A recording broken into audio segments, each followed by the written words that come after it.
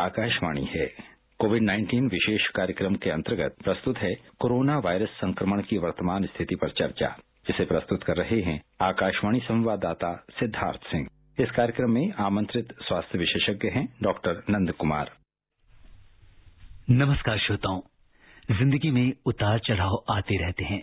जो बात हमें याद रह जाती है वो ये होती है कि जिंदगी में हमने चुनौतियों का सामना किस तरह किया था। यही बातें हमें हौसला देती हैं आने वाली मुश्किलों से मुकाबला करने की। आज कोरोना के इस दौर में हमारी जिंदगी में बहुत सी चुनौतियां आ गई हैं। हम इनका मुकाबला भी बहुत संयम से कर रहे हैं। देखिएगा, जब कोरोना का दौर खत्म हो जाएगा तो इन विपरीत परिस्थितियों में हमारे द्वारा की गई कोशिशें हमें आगे के जीवन में भी प्रेरणा देती रहेंगी। और जब भी हम अतीत के पन्नों में झांकेंगे, हम इस बात के लिए गौरवान्वित होंगे कि मुश्किल हालात आने पर भी हमने अपने धैर्य और हौसले से पूरी दुनिया के सामने मिसाल कायम की। इसलिए आपको जागरूक करने के लिए हम आकाशवाणी पर कोरोना जागरूकता श्रृंखला लेकर आते हैं। आज के इस एडिशन के साथ मैं हूं सिद्धार्थ सिंह। कोरोना को लेकर आपके मन में उठ रही शंकाओं और तमाम सवालों का जवाब देने और चर्चा करने के लिए हमारे आज के इस विशेष कार्यक्रम में हमारे साथ हैं अखिल भारतीय आयुर्विज्ञान संस्थान एम्स नई दिल्ली के मनोचिकित्सा विभाग में professor doctor Nand Kumar. Doctor Nand Kumar का चिकित्सा के क्षेत्र में लंबा अनुभव रहा है। डॉक्टर नंद कुमार, नमस्कार। कार्यक्रम में आपका स्वागत है। श्रोताओं, प्रधानमंत्री नरेंद्र मोदी ने आज कोविड-19 के प्रबंधन और तैयारियों की समीक्षा के लिए सभी राज्यों और केंद्र शासित प्रदेशों के मुख्यमंत्रियों के साथ एक उच्च स्तरीय बैठक की अध्यक्षता की है। प्रधानमंत्री ने कहा कि हम आपदा के गहरे समंदर से निकलकर किनारे की तरफ बढ़ रहे हैं।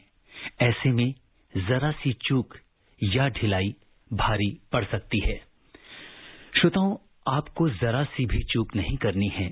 और जैसा कि हमारे प्रधानमंत्री बार बार कहते रहे हैं कि हमको बहुत सावधान रहना है, और अब जबकि हम कोरोना की जंग में काफी आगे बढ़ चुके हैं, देश इसमें बहुत आगे निकल चुका है, अब निर्णायक मोड़ पर ये लड़ाई आ गई है। ऐसे में जरूरत है हमें संयम बरतने की और ज्यादा पहले से सावधान रहने की। दरवाजा बंद कर दो। जी, डॉक्टर नंद कुमार, कार्यक्रम में आपका स्वागत है। Hello doctor Nand Kumar. हाँ जी, नमस्कार। जी नमस्कार, कार्यक्रम में आपका स्वागत है। हम बात कर रहे थे कि प्रधानमंत्री नरेंद्र मोदी ने आज कोविड-19 के प्रबंधन और तैयारियों की समीक्षा के लिए जो सभी मुख्यमंत्रियों के साथ जो उच्च स्तरीय बैठक की अध्यक्षता की, उसमें उन्होंने कहा कि हम आपदा के गहरे समंदर से निकलकर किनारे की तरफ बढ़ रहे हैं। उन्होंने कहा कि ऐसे में जरा सी चूक या ढिलाई भारी पड़ सकती है। आप क्या कहेंगे? हेलो। प्रधानमंत्री ने बहुत ही सरल शब्दों में एक जो साइकोलॉजिकल प्रोसेस है उसको बताया। जी। जो साइकोलॉजिकल प्रोसेस हम लोग इसको बोलते हैं, इस उन्होंने जो उदाहरण दिया महासमुद्र से हम निकल के आ रहे हैं। जी। तो एक मानसिक महासमुद्र की हम बात करें जी, तो इसको इस तरह समझ सकते हैं कि जब भी कोई आपदा आती है, जब भी हमें कुछ धक्का लगता है, तो उसमें हमारा दिमाग को काम करने का एक खास तरीका होता है। सबसे पहले आपने देखा होगा, मान लीजिए कि अगर किसी को कुछ होता है, मान लीजिए कोविड के बारे में अगर हम बात करें तो पहला रिएक्शन होता है कि नहीं, मुझे कैसे हो सकता है, जी, मुझे तो कोविड हो ही नहीं सकता है। उसके बाद दूसरा रिएक्शन है, बहुत गुस्सा आता है, मुझे क्यों हुआ, जी, मुझे क्यों हुआ, मुझे नहीं होना चाहिए। और गुस्से में फिर आप कुछ ऐसी हरकतें भी करते हैं जो कि लोग आमतौर पे नॉर्मल तरीके से नहीं करते हैं। जी। जैसे आपने देखा होगा, कोविड जब शुरू में जब कोविड के बहुत सारे केसेस आए थे और जब कोविड बिल्कुल नया था, जी, तो जब कोविड डायग्नोज हुआ लोगों को, तो कुछ लोगों ने अपने आप को नुकसान भी किया, कुछ लोगों ने सुसाइड भी किए। जी। उसके बाद जब गुस्से के बाद लोग वो करते हैं कि चलो भगवान सब ठीक है, जी, मुझे नहीं होना चाहिए, जी, एक्सेप्ट कर लेते हैं, हो जाता है। या हम लोग बार्गेन करते हैं, जी, हम लोग एक तरह से समन्वय स्थापित करते हैं। फिर उसके बाद हम एक्सेप्ट कर लेते हैं, जी, थोड़ा सा उदास होके, चलो ठीक है, जो भगवान ने किया सो किया, जी। अब हम इसको ठीक करेंगे। तो प्रधानमंत्री ने इस साइकोलॉजिकल प्रोसेस को बहुत अच्छे से, बहुत सरल शब्दों में बताया हमें। जी डॉक्टर रवि कुमार, यहाँ पे बहुत सारी चीजों को एक्सप्लेन कर देते हैं। जी, यहाँ पे ये उन्होंने जो कोरोना के अब तक के सफर में जो लोगों के व्यवहार के बारे में उन्होंने बात की, जिसको 4 चरणों में उन्होंने बांट दिया। श्री मोदी ने कहा कि पहले चरण में लोग डर और खौफ के साथ जी रहे थे, दूसरे चरण में लोगों के अंदर संदेह का माहौल था, सोशल स्टिग्मा की वो बात करते हैं, लोगों ने बीमारी को छुपाने की भी कोशिश की, लेकिन तीसरा चरण आते आते लोगों के अंदर गंभीरता आने लगी और लोगों ने इसे स्वीकार करना शुरू कर दिया। जबकि चौथे चरण में जब रेट ऑफ रिकवरी बहुत अच्छी हो गई, बहुत ज्यादा हो गई, तो लोगों ने सोचा कि अब ये वायरस कमजोर पड़ चुका है, जिसके कारण लापरवाही हुई और मामलों में फिर से बढ़ोतरी हुई। तो ऐसा अगर हम देखें तो मनोचिकित्सक के तौर पर आप इसे किस तरीके से, इतनी अच्छी साइकोलॉजी लोगों को प्रधानमंत्री जी ने एक्सप्लेन की कि किस तरह से लोगों के अंदर ये बिहेवियर चेंज आया, आप क्या कहेंगे? प्रधानमंत्री जी ने बहुत ही सरल शब्दों में समझाया, जैसा मैंने पहले भी कहा जी। लेकिन अक्सर ऐसा भी होता है, जैसे जो प्रधानमंत्री जी ने कहा अभी जो मैं बता रहा था कि पहला स्टेज होता है कि लोग बिल्कुल डिनाई करते हैं या आइसोलेट हो जाते हैं, तो गुस्सा आता है, तो उसको एक्सेप्ट करते हैं। तो बहुत बार है कि ये स्टेज बिल्कुल इसी तरीके से नहीं आते। जैसे ऐसा नहीं है कि प्रोसेस जो है पहले ये स्टेज आएगा, फिर ये आएगा, फिर ये आएगा। कभी कभी ये स्टेज बहुत फास्ट, किसी को घंटों में आ जाते हैं, किसी को महीनों में आते हैं, एक स्टेज से दूसरे में आने के लिए। कभी कभी एंगर का स्टेज पहले आ जाता है जी। कभी कभी लोग जल्दी एक्सेप्ट कर लेते हैं। तो जो हम मानसिकता को देखें और व्यवहार को देखें लोगों का, तो उस पर भी डिपेंड करता है। जैसे लोगों ने एक्सेप्ट तो कर लिया, लेकिन एक्सेप्ट कितने अंडरस्टैंडिंग के साथ किया, कितनी समझ के साथ किया, उनका व्यवहार इस पर निर्भर करता है जी। जैसे मान लीजिए कि मैंने एक्सेप्ट किया कि हाँ कोरोना है और हमें सावधानी बरतनी है, और मेरी समझ है कि इस सावधानी के साथ काम करना है, और अगर हमें सही इंफॉर्मेशन नहीं मिला जी, तो मैं एक्सेप्ट करूंगा कि हाँ कोरोना है, लेकिन है तो कोई बात नहीं, अब हमें कोरोना से डर नहीं है, हमें अपना काम करना चाहिए। तो ये एक्सेप्टेंस और जो रियल में एक्सेप्टेंस जिसके प्रधानमंत्री बात कर रहे थे, दोनों में अंतर हो जाता है जी। और प्रधानमंत्री ने आज उन लोगों की बात करी जो होम आइसोलेशन में हैं। उनके ऊपर ये ज्यादा जिम्मेदारी है कि वो होम आइसोलेशन प्रोटोकॉल्स का पूरी तरह से पालन करें, जिससे ये संक्रमण दूसरे लोगों में ना फैले। अभी बहुत सारे लोग ऐसे हैं जो होम आइसोलेशन में हैं और वो हमारे इस कार्यक्रम को सुन रहे हैं, आप उनसे क्या कहना चाहेंगे? जो प्रधानमंत्री ने कहा कि एक्सेप्टेंस की बात, तो एक्सेप्टेंस की बात अगर आपने एक्सेप्ट कर लिया है कि कोरोना है और आपकी समझ है कि कोरोना से बचाव हमें कैसे करना है, एक वैज्ञानिक समझ के साथ आप काम करते हैं, तो होम आइसोलेशन से बेहतर आप देखिए तो कुछ भी नहीं है। हम डॉक्टर बार बार कहते हैं कि सोशल डिस्टेंसिंग, अनसोशल आइसोलेशन या फिजिकल डिस्टेंसिंग, अगर मैं सही कहूं तो, ये एक तरह का वैक्सीन ही है। इसलिए कि बहुत बार जब लोग अपने आप को साफ सुथरा रखते हैं, कांटेक्ट से बचते हैं जिनको परेशानी है, या जो भीड़ भाड़ वाली जगह से बचते हैं, तो इसे सोशल वैक्सीन, सोशल डिस्टेंसिंग का जो वैक्सीन है, ये बहुत इफेक्टिव है। और हमारे केसेस अभी बहुत बढ़ रहे हैं। जैसे आप देखिएगा दिल्ली में बहुत सारा बढ़ गया। कल ही का जो डेटा है, 100 लोगों का दुर्भाग्यपूर्ण डेथ हुआ कोरोना के चलते, और बहुत सारे पॉजिटिव केस आने लगे। प्रधानमंत्री ने इसकी भी चर्चा की, पॉजिटिविटी 5% से कम करना है, और ये पॉजिटिविटी 5% से कम तभी होगा जब हम इस बात को समझें कि हम जितना संभव हो सके सोशल डिस्टेंसिंग या फिजिकल डिस्टेंसिंग का पालन करें, घर में रहें, अगर जरूरत है तो बाहर जाएं, लेकिन सावधानी के साथ जाएं। जैसे आप अक्सर देखते होंगे कि लोग मास्क नहीं पहनते हैं, एक कपड़े का मास्क सिंपल सा पहन लेते हैं ये शायद इफेक्टिव नहीं होता है। एक सही तरीके का मास्क जो वैज्ञानिक तौर पर प्रमाणित है उसको पहने। आप कहीं बाहर जाते हैं तो हाथ धोएं, किसी चीज को न छुएं। छोटी छोटी चीजें हैं जो कि आपको बचा सकती है कोरोना वायरस के इन्फेक्शन से। या यदि आपको कोरोना वायरस का इन्फेक्शन हो भी जाता है, मान लीजिए, तो इन्फेक्शन सीवियर नहीं होगा। यदि आप बिल्कुल केयरलेस हो जाते हैं, आप घर पे नहीं रहते हैं, बिल्कुल केयरलेस होकर बाहर घूमते हैं, तो इन्फेक्शन सीवियर होता है। जब इन्फेक्शन वो गंभीर होता है जी, तो उसमें जान का खतरा अधिक होता है। और डॉक्टर नंद कुमार, आज प्रधानमंत्री जी ने, अगर हम कांटेक्ट ट्रेसिंग की बात करें, इसके ऊपर उन्होंने जोर दिया, इसके साथ उन्होंने टेस्टिंग की बात करी, और पूरे उन्होंने कहा कि अब काफी समय हो गया है, हमारे पास पूरा इसका डेटा मौजूद है, तो इन तीनों के साथ कांटेक्ट ट्रेसिंग, टेस्टिंग और डेटा मैनेजमेंट, इनका यूज करके हम कोरोना के प्रति इसकी जो रोकथाम है इसके लिए कैसे काम कर सकते हैं, इसके ऊपर उन्होंने फोकस किया। क्या कहेंगे? कांटेक्ट ट्रेसिंग की जो बात की माननीय प्रधानमंत्री ने, उसमें हमें भी कहीं न कहीं सहयोग करना पड़ेगा। जैसे हम लोग ऐसे डॉक्टर, ऐसे चिकित्सक हम लोग अक्सर देखते हैं कि बहुत बार हम सरकार के भरोसे रहते हैं कि अगर कांटेक्ट ट्रेसिंग सरकार करेगी तो हम अपना बताएंगे, नहीं तो नहीं बताएंगे। जब तक हम सहयोग नहीं करेंगे कांटेक्ट ट्रेसिंग में, जब तक हम अपना टेस्टिंग नहीं कराएंगे, अगर हमें थोड़ा भी शक होता है, जैसे मान लीजिए कि आजकल फ्लू का मौसम चल रहा है, एक सीजनल कोल्ड का मौसम चल रहा है, तो अगर ये भी चल रहा है तो अगर हम अपना टेस्टिंग कराते हैं तो सही डेटा हमारे पास आएगा और हम अपने आप को आइसोलेट कर पाएंगे और हम दूसरे को इन्फेक्शन होने से बचा सकते हैं। तो कांटेक्ट ट्रेसिंग में जो प्रधानमंत्री जी ने कहा, हमारा भी काफी योगदान है। हम केवल सरकारी एजेंसियों के भरोसे नहीं रह सकते, हमें उनको बताना पड़ेगा। जी, और यहाँ पे उन्होंने आज RT-PCR टेस्ट भी ज्यादा करने पर जोर दिया कि ताकि सही पता लग सके, अगर कोई भी इसमें इस चेन में कोई भी संक्रमित व्यक्ति है तो वो सामने आ सके और उसको आइसोलेट किया जा सके। ये बहुत ही नव वैज्ञानिक तौर से बहुत प्रधानमंत्री जी ने बहुत अच्छा कहा। आप देखिए, दिल्ली में टेस्टिंग बहुत अधिक होता है। जब दिल्ली में टेस्टिंग अधिक होता है तो अधिक केसेस निकल कर आते हैं। अगर आप इसी तरह की टेस्टिंग, जितना टेस्टिंग हम दिल्ली में करते हैं, यदि आप और जगह में करते हैं तो चांसेस है कि वहां भी संक्रमण।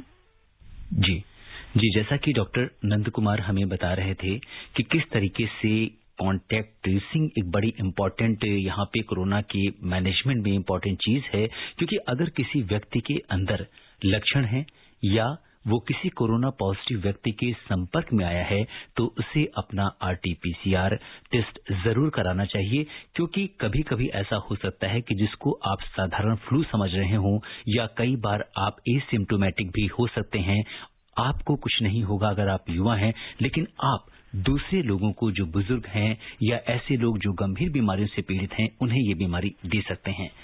डॉक्टर नंद कुमार, यहाँ पे आज प्रधानमंत्री जी ने वैक्सीन को लेकर लोगों की कई शंकाएं थी मन में दूर की कि वैक्सीन कब आएगी, इसका डिस्ट्रीब्यूशन कैसे हो रहा है, इसका डेवलपमेंट के बारे में उन्होंने बात करी, और सबसे बड़ी बात श्री मोदी ने ये कहा कि सरकार की ये पहली प्राथमिकता होगी कि वैक्सीन हर व्यक्ति तक पहुंचे।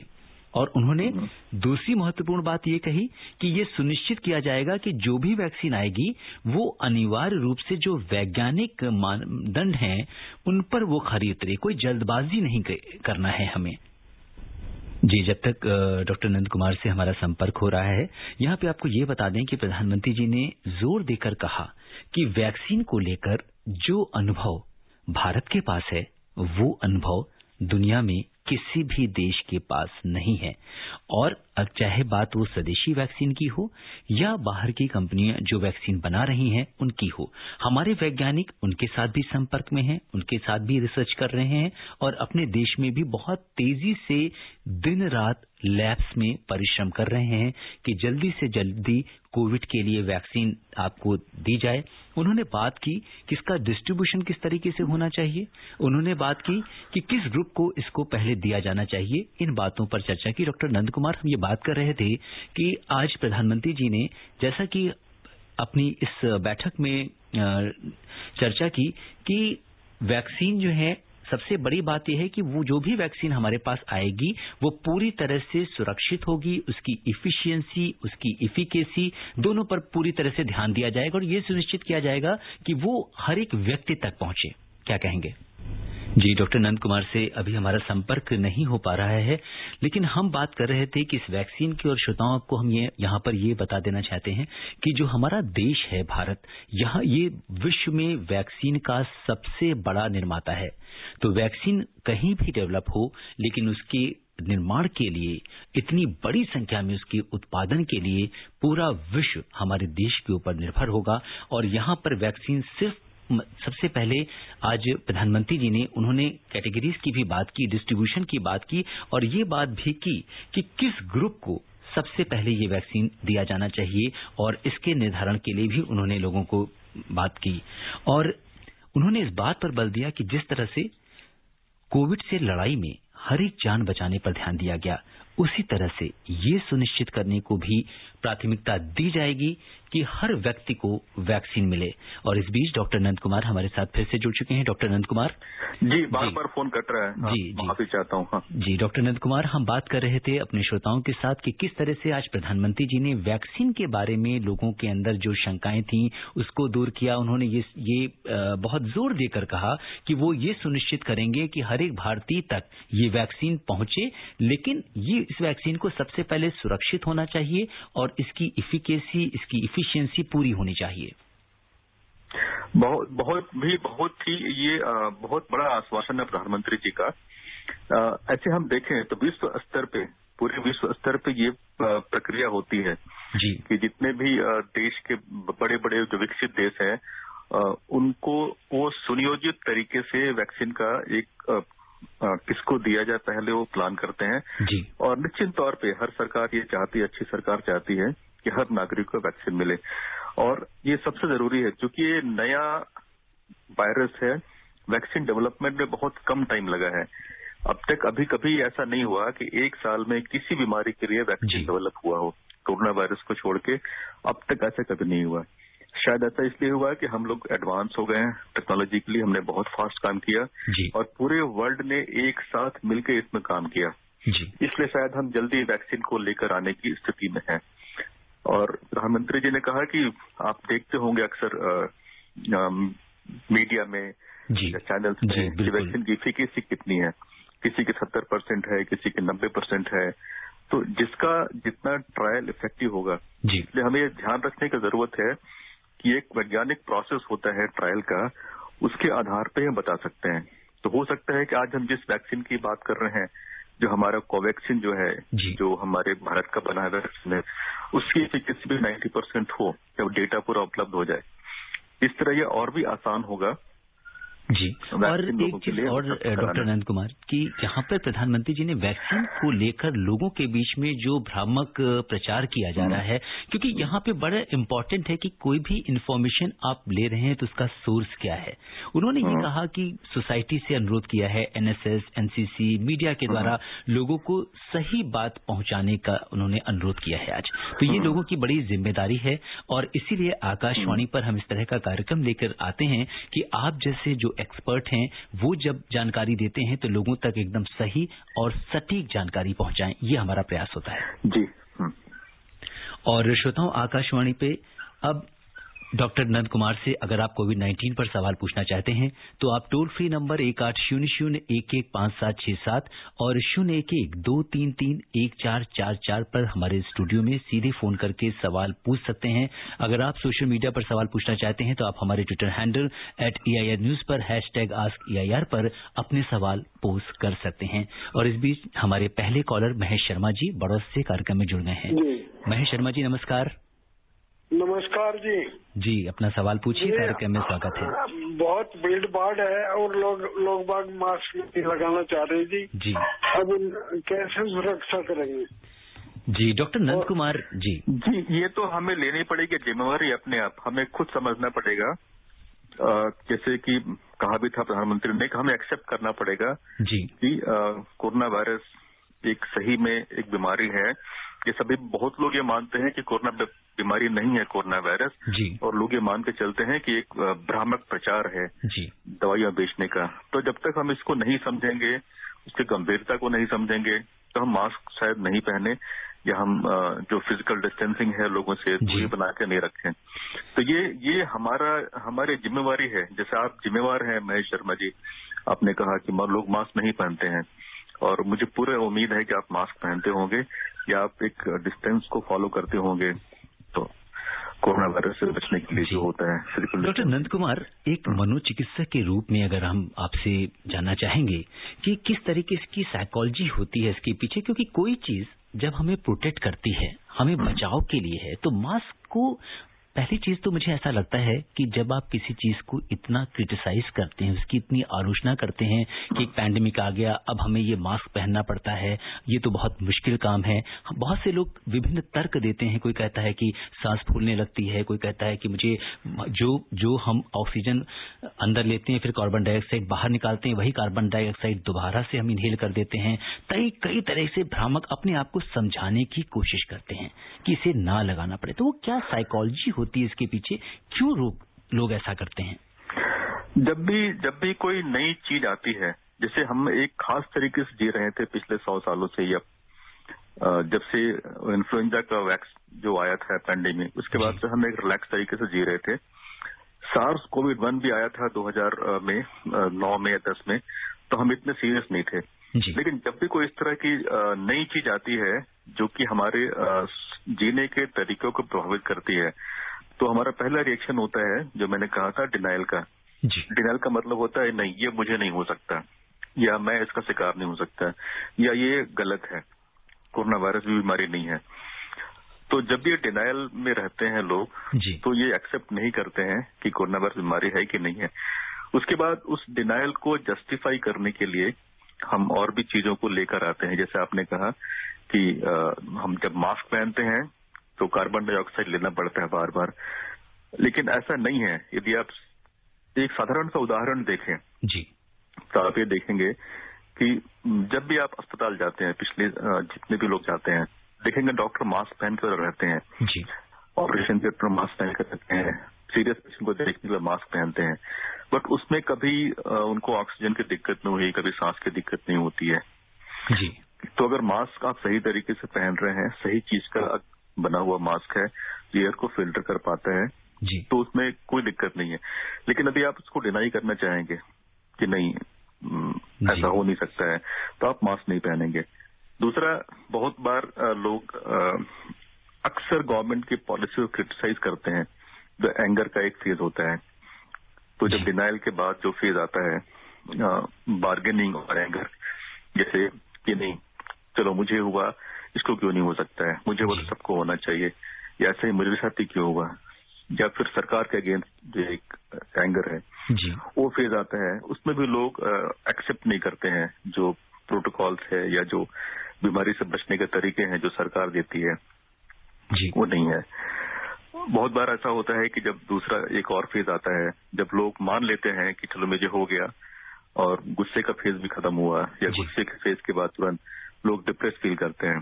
तो डिप्रेशन में लगता है कि हम होपलेस फील करते हैं, हम वर्थलेस फील करते हैं, उदास फील करते हैं, कुछ करने का मन नहीं करता है। तभी भी लोग उसको मास्क पहनने या जो भी प्रक्रिया होती है बीमारी से बचने के लिए, उसको नहीं अपनाते हैं। बिल्कुल, ये आपने बहुत स्टेज है। जी डॉक्टर नंद कुमार, आपने ये जो उसका जो मनोवैज्ञानिक पहलू बताया है इसके पीछे, तो बिल्कुल जो हमारे बहुत से श्रोता इस समय कार्यक्रम को सुन रहे होंगे, उन्हें इस बात को वो समझ पा रहे होंगे कि किस तरीके से हमारी जो डिफरेंट स्टेजेस हैं, हम जिस तरह से सोचते हैं हम वैसे ही करने लगते हैं। तो इसलिए यहाँ पे जैसा कि डॉक्टर नंद कुमार ने बताया कि अगर हमें इस बीमारी से बचना है तो मास्क लगाना होगा। एक कॉलर को ले लेते हैं, हमीरपुर से शमीम जी कार्यक्रम में जुड़ चुके हैं। हेलो शमीम जी, नमस्कार। जी सिद्धांत सिंह साहब नमस्कार जी, कार्यक्रम में स्वागत। और डॉक्टर साहब आपको भी मेरा नमस्कार। जी नमस्कार। नमस्कार जी डॉक्टर साहब, मैं एक सवाल पूछना चाहता हूँ आपसे। जी मान लीजिए जैसे गर्मी सर्दी है, अब टोपा काफी लंबा है, मुंह तक टोपा है, तो क्या मैं उसको मास्क प्रयोग कर सकता हूँ? नहीं, मुंह तक है नहीं स्वयं जी नहीं कर सकते हैं, इसलिए कि मास्क का जो काम है, मास्क हवा को फिल्टर करके आने देती है। तो जो छोटे छोटे जो कीटाणु होते हैं, जो वायरस बैक्टीरिया है, आप देखेंगे लिखा होता है कि मास्क उसको फिल्टर करती है। तो जो ठंड के मौसम में जो आप लगाते हैं, जो हुड लगाते हैं और टोपा लगाते हैं, ये मास्क का पर्याय नहीं हो सकता है। उसके लिए आपको मास्क पहनना सेफ है आपके लिए। कोई भी एक अच्छा मास्क पहने ताकि फिल्टर होके हवा अंदर जाए, और इससे हवा हुड से अंदर नहीं जाती है फिल्टर होके, वो प्लेन हवा फिल्टर नहीं होती है, छनती नहीं है, तो ये सेफ नहीं है समीम जी। जी, और डॉक्टर नंद कुमार, आज आपके साथ हमें बात करने का मौका मिल रहा है। आपसे ये पूछना चाहेंगे कि कोरोना के इस काल में बहुत एक ऐसी बीमारी, अवसाद या डिप्रेशन की हम अगर बात करें, तो ये एक ऐसी बीमारी है जिसमें इंसान अकेला रहता है, आइसोलेशन में रहता है, उसके जो परिजन होते हैं वो उसके आसपास नहीं होते। अमूमन अगर हम किन्हीं भी दूसरी बीमारी की बात करें तो पहले किसी को कुछ हो जाता था तो लोग अस्पताल में उसके साथ रहते थे, उसके परिजन, या घर से बहुत करीब रहते थे, उसका दिन भर उसका ध्यान रखते थे। लेकिन अब वो मरीज बहुत अकेले में, आइसोलेशन में रहता है। तो ऐसे में अवसाद या डिप्रेशन एक बहुत कॉमन हो गया है। तो इसका क्या कारण है और क्यों, कैसे इससे हम बाहर आ सकते हैं? क्योंकि जो लोग ठीक भी हो चुके हैं कोरोना से, उनके अंदर भी इस तरह की प्रॉब्लम आ रही है। एक्चुअली जब भी कोई बीमारी होती है, जब भी कोई बीमारी नई तरह की होती है, या अक्सर जो हम लोग देखते हैं, जब भी कोई वायरस इन्फेक्शन होता है, जैसे फ्लू भी वायरस हो गया, जब कोई वायरल इन्फेक्शन हुआ, कोरोना भी वायरल इन्फेक्शन है जी, तो उसके बाद डिप्रेशन के सिम्टम कुछ कुछ रहते हैं। जैसे आपने देखा होगा, कुछ थकावट सी लगती है, कुछ करने का मन नहीं करता है, थोड़ा मन उदास सा रहता है, नींद भी अच्छी नहीं आती है, एनर्जी भी नहीं होती है। तो उसको हम लोग बोलते हैं post viral mood changes, virus infection के बाद होता है जी। अब कोरोना में ये और बीमारियों से अधिक है, जिसका आपने खुद एक जवाब दिया, इसलिए कि जब भी कोरोना वायरस होता है तो उसके प्रोटोकॉल में, जो WHO के द्वारा प्रोटोकॉल दिया गया है, जो पूरी दुनिया मान रही है जी, उसमें उन्होंने एक वर्ड यूज किया, सोशल डिस्टेंसिंग का जी। पूरा समाज, पूरे सोसाइटी का जो मेंटल हेल्थ है वो डिपेंड करता है सोशल कनेक्टिविटी पे। जैसे जब भी आप देखेंगे, जब भी कुछ होता है, या तो पर्व हो, त्योहार हो, या कोई गम की बात हो, तो लोग एक दूसरे से मिलते हैं, उनको सपोर्ट करते हैं। तो इस बीमारी के प्रोटोकॉल में जो एक सोशल डिस्टेंसिंग का जो प्रोटोकॉल दिया गया है, आई थिंक इससे काफी नुकसान होता है और इसमें डिप्रेशन के चांसेस बहुत बढ़ जाते हैं। इसलिए कि एक तो जो साइकोलॉजिकल प्रोसेस है, वायरस इन्फेक्शन हुआ, आप अलग हो गए, दूसरा सोशल सपोर्ट डिस्कनेक्ट हो जाता है जी। और सोशल डिस्टेंसिंग को लोग बहुत बार इस तरह मान लेते हैं कि एक मुझसे मिलना ही नहीं है जी। और एक सोशल स्टिग्मा भी आ जाता है, समझना पड़ेगा, सोशल स्टिग्मा आ जाता है। हमें ये समझना पड़ेगा कि सोशल डिस्टेंसिंग का मतलब ये नहीं होता है कि दूरी बना ले मानसिक तौर पे भी, कम से कम जो मेंटल सोशल कनेक्टिविटी है जी, वो तो हम रखें, वो तो हम जैसे बात लोगों से करें। जैसे हम लोग देखते हैं कि हमारे यहाँ जितने मरीज एडमिट होते हैं कोरोना वायरस के, वो अच्छे से वीडियो कॉल करते हैं, लोगों से बातचीत करते रहते हैं जी। और एक जो कोरोना वार्ड होता है, लोग उसमें भी आपस में मिलते रहते हैं, बात करते रहते हैं, कुछ खेलते भी हैं। तो इस तरह से कुछ डेवलप करना है हमें, और एक नया तरीका है जो हम लोग अक्सर बोलते हैं, प्रधानमंत्री बोलते हैं कि इनोवेट करना होता है जब क्राइसिस होते हैं, तो ये हमें करना पड़ेगा शायद। और इस समय बहुत सारे ऐसे लोग हैं जो बहुत दिनों से घर पे हैं। हम आपसे स्पेशली स्टूडेंट्स की बात करेंगे कि पिछले मार्च के बाद से वो कहीं निकले नहीं हैं, और कई बार घर पे रहते रहते इंसान बोर हो जाता है, या कई बार उसके अंदर भी थोड़ा सा बिहेवियर चेंज आ जाता है, डिप्रेशन सा होता है। तो आपसे बहुत संक्षिप्त में जानना चाहेंगे, उनके लिए आपका क्या संदेश है? जब भी हम लोग इस तरह के एक अकेले में रहते हैं, तो वहां पे आपने देखा होगा, अगर हम लोगों से, आसपास के लोगों से मिलते जुलते हैं तो एक समुदाय बन जाता है, एक कम्युनिटी बन जाती है। तो जो भी लोग जो ट्रैप्ड हैं, जो नहीं जा पा रहे हैं, तो बेहतर है कि आसपास के लोगों से जितना कनेक्ट होके रहें उतना अच्छा है। कनेक्ट का मतलब वो नहीं होता है कि आप बिल्कुल पास बैठे एक साथ वो करें, मतलब उनसे बातचीत करें, उनकी चीजों को शेयर करें, उनको संभव तरीके से जितना भी हो सकता है तो उनको हेल्प कर दें या उनसे हेल्प लें। आप देखेंगे जब भी हम किसी को हेल्प करते हैं किसी भी चीज में, तो आप अच्छा महसूस करते हैं। आप जब कुछ देते हैं तो हमेशा अच्छा लगता है और आपका भी मेंटल हेल्थ ठीक होता है, आप जी बिल्कुल बेहतर फील करते हैं। जी डॉक्टर नंद कुमार, अब समय हमें इजाजत नहीं दे रहा है। आप कोविड-19 के इस विशेष कार्यक्रम से जुड़े और आपने तमाम श्रोताओं के प्रश्नों का उत्तर दिया, आपका बहुत बहुत धन्यवाद। जी बहुत बहुत शुक्रिया, बहुत बहुत धन्यवाद। इसी के साथ दीजिए मुझे अनुमति, नमस्कार। कोविड-19 विशेष कार्यक्रम के अंतर्गत अभी आप सुन रहे थे कोरोना वायरस संक्रमण की वर्तमान स्थिति पर चर्चा, जिसे प्रस्तुत कर रहे थे आकाशवाणी संवाददाता सिद्धार्थ सिंह। इस कार्यक्रम में आमंत्रित स्वास्थ्य विशेषज्ञ थे डॉक्टर नंद कुमार। ये कार्यक्रम आकाशवाणी के समाचार सेवा प्रभाग द्वारा प्रस्तुत किया गया। इसे आप हमारे mobile app news on AIR पर भी सुन सकते हैं।